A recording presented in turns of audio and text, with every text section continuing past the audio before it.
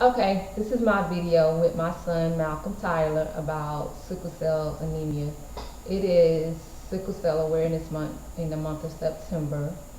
So I'm going to ask him a few questions so he can tell you his experience with sickle cell. How do you feel when you have sickle cell? Painful. Painful. So you be sick for a long, long time? Like about a week. And what happened? How do you feel when you miss school? Good. You feel good when you miss school for a week? And you be in Half pain? good and half bad. What about when you go to the hospital and you have to get IV? You Good. feel good about getting the IV and the medicine? Why? Because it makes you feel better? Do you like going to the hospital or you like taking care of the pain at home? Or to the hospital. Because it's quicker, right? Right? Okay. You can go now. That's it. Malcolm started having pain right before his third birthday, which is actually when I got diagnosed with sickle cell anemia at the age of 3. My mom was and still is my primary caretaker when I get sick. For me, it started out very, very painful. I had pneumonia. My sons also had pneumonia before. And, well, I've actually back in 2000 had a fever of like 105, and everything in me was hurting. I couldn't walk. My mom at the time weighed less than I did, and she had to literally put me on a sheet and drag me to the bathroom, which is right next to my bedroom when I used to live in Miramar. And like for me, having to not be able to walk, not be able to go to the bathroom by myself, not be able to take a bath by myself, that was very humiliating for me. It was very uncomfortable.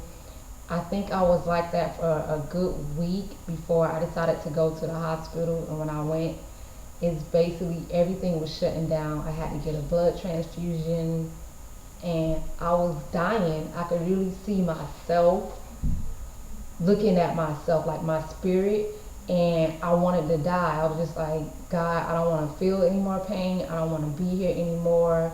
I'm ready to just go. Just take me with you. But God decided not to take me with him, which is a good thing because I wouldn't be here today telling you about what I've been through. With my daughter, actually, I had a lot of complications when I was pregnant with her, and actually almost lost my life having her as well because I lost way too much blood.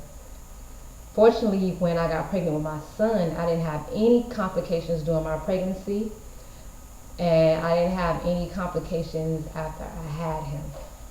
So that was a good thing.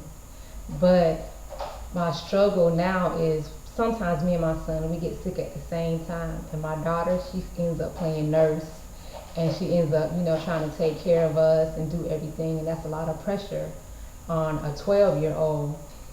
And she's been doing this for the past, few years, taking care of us.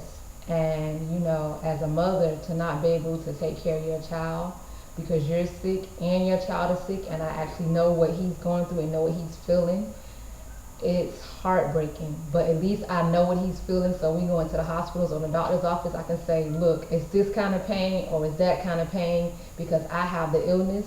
I know what it is. And that's the benefit of me having sickle cell and him having sickle cell. But more importantly, I wish I would have known that his father had sickle cell trait, because that would have changed my whole aspect on dealing with what I have to deal with now. I love my son and everything, and I don't regret his birth, but it's just I would have made different choices so he wouldn't have to go through with what he's going through now. And I wouldn't have the thoughts in my head like, oh my gosh, please don't ever let me outlive him, because I have lost a lot of people, close people, friends, family, to the illness, the complications of the illness. So basically, that's another part of my testimony. And also, there was a point where sickle cell didn't have that much research. People didn't really know about it. They associated it with AIDS. I got teased a lot in school, especially in elementary, like, oh my gosh, you have AIDS.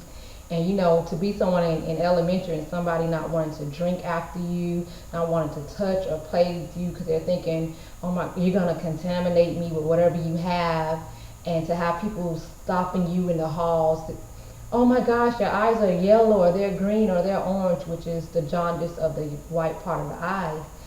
And it's like a sideshow. Like, I'm a person and you're literally stopping me in the halls to look at my eyes. This went on through middle school, high school, even in college. And even to this day, sometimes when I'm out, I have somebody stop me like, oh my gosh, do you know your eyes are green or do you know your eyes are yellow? And like before, their ignorance used to bother me, but now I just understand some people just don't know what to say and they just say whatever comes at the top of their head. They don't think before they speak. And at this point in my life, I'm just trying to bring awareness so people know what causes sickle cell. Two people with the trait, a person with the disease like me getting with someone that has the trait. These are things that we need to know to prevent having to have more people deal with this illness. And for me, for the most part, I've lived a pretty good life because I take care of myself. But there were times where I was told I wouldn't make it to my teens. I would never live to past my teens. I was told because I ended up having in middle school a vascular necrosis of the left hip that I wouldn't even walk again. I would need to have surgery and get my hip replaced. I'm 32. My hip still isn't replaced. I walk just fine. On top of that, I dance. So I beat death. I beat doctors saying I wouldn't be able to walk again. I beat a lot of things that doctors said I couldn't do because of my faith in God and knowing that God had a bigger purpose for me than my pain.